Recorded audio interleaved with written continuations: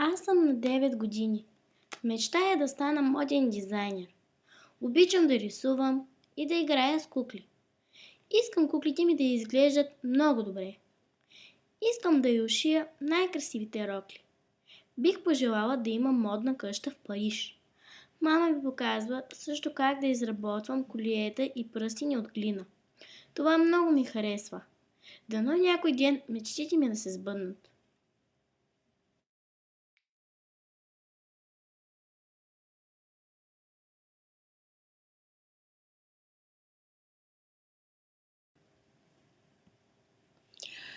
Като бях малка, мечтаях да стана детска учителка.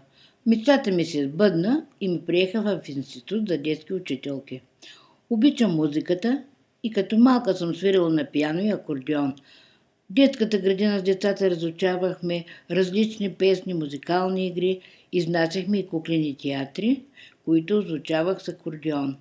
Сега съм на 70 години и съм пенсионер и си спомням с умиление за щастливите години.